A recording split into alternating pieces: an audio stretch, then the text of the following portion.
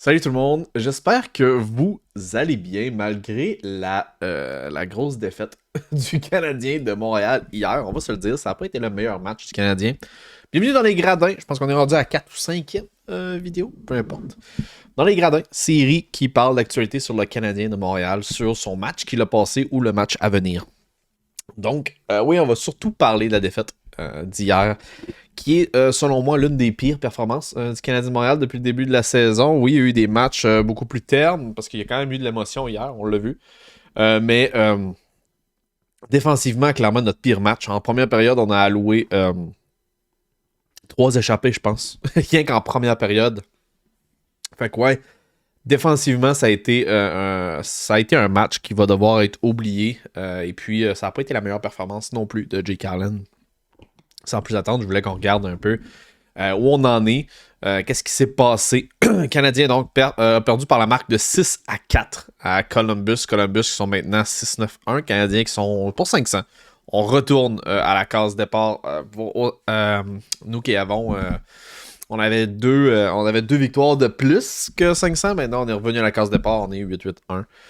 Donc, c'est en plein ça. Bon match quand même de quelques joueurs du Canadien de Montréal, entre autres Devorak qui a signé 2 points, 2 passes dans la défaite. Brandon Gallagher, un but, une passe. Suzuki aussi, un but, une passe. Josh Anderson, un but. Kirby Dach, une passe. Harris qui a marqué son premier but de l'année.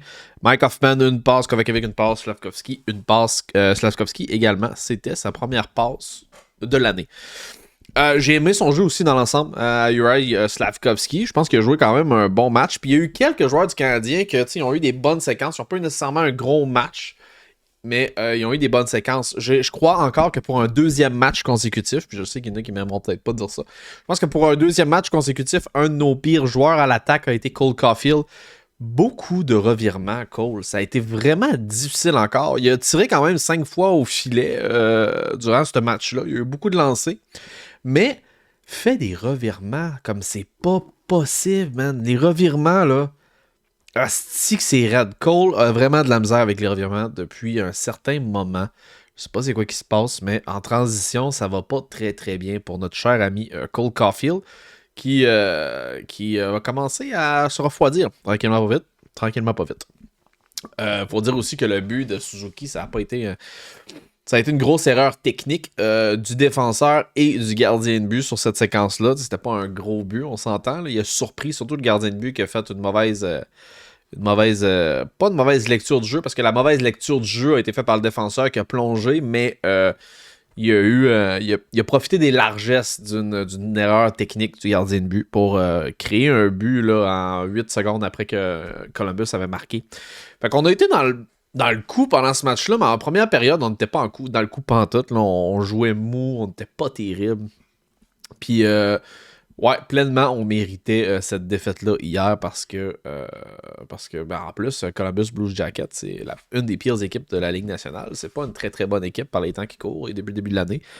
Donc, je pense que les gars l'ont peut-être pris à la légère, ce match-là. Comme j'ai dit, il y a plusieurs facteurs. Là. Je pense que tout le monde a été pourri défensivement. On a peut-être été un peu malchanceux aussi, mais Montembeault aussi n'a pas fait la différence dans ce match-là. Pour moi, il n'a pas été faible, mais il n'a certainement pas aidé. Ça n'a pas été son meilleur match. C'était définitivement son pire depuis le début de la saison. Je voulais souligner également Arber Xhekaj. D'après moi, va peut-être quitter le top 6 à défaut de Mike Matheson pour le prochain match. Match qui s'en vient. Si on devrait assister au retour de Mike Matheson. En tout cas, c'est ce qui a été flagué à l'entraînement ce matin. Xhekaj qui était en paire, je crois, avec Wideman. Je pense qu'il était en paire avec Wideman. Moi, je veux savoir avec qui Matheson jouait ce matin. C'est surtout ça qui m'intéresse. Là. Je sais pas si on va le voir. Peut-être que c'est marqué dans l'article, mais je veux juste pas trop prendre de temps. J'aurais dû peut-être mieux me préparer. Ah, ok, on le voit ici. Ok, ouais, Xhekaj Wideman, comme je vous avais dit. Whoopsie, ok. Xhekaj Wideman. Et puis Matheson jouait avec Edmondson. Donc Goulet-Savard, Edmondson, Matheson et Harris Kovacevic.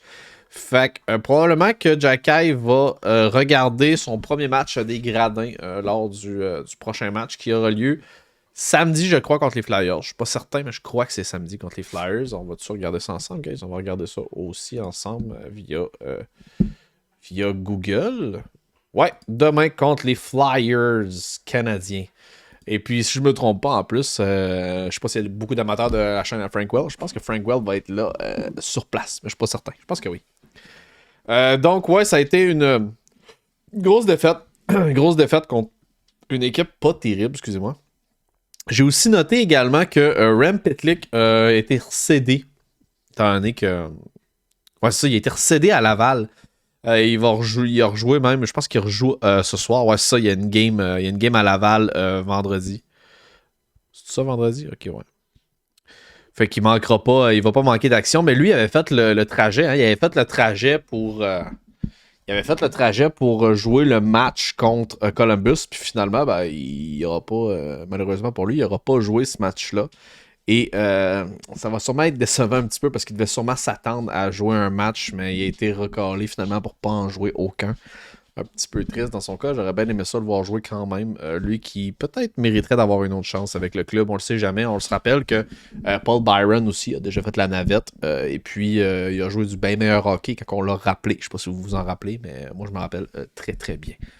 Donc ouais, match somme tout qui va juste être à oublier. Hein. On va juste tourner la page. Ça n'a pas été un bon match pour le Canadien. Je pense que ça n'a pas été un excellent match non plus de Columbus. Là. Columbus, on va dire de quoi, c'était pas super élégant sa patinoire non plus. Je pense vraiment on est quand même la meilleure équipe de ces deux équipes-là. Puis c'est sûr qu'eux sont amputés de Patrick Laine, qui commence à avoir des grosses rumeurs à son sujet, Patrick Laine, concernant son retour. Peut-être qu'il ne cadre pas dans les plans de l'équipe à long terme. Ça serait pas étonnant qu'il soit dans la loupe pour des transactions, Patrick Laine. Et puis, leur manque leur défenseur numéro 1 en Zach Werenski, qui est signé pour plusieurs saisons. Donc, ouais, définitivement une équipe qui en arrache pour des raisons assez évidentes. J'espère que vous aurez apprécié la vidéo, guys. Ça rapportait le tout. Si jamais vous êtes nouveau, je vous invite à vous abonner. C'est le bouton rouge en bas de l'écran, c'est gratuit, ça fait plaisir. Moi, ça m'aide à me faire connaître dans l'algorithme YouTube. On est une des rares chaînes francophones qui couvre l'actualité du Canadien de Montréal et de la LNH en général. Ça fait toujours plaisir de faire ces vidéos-là, guys. Peace out.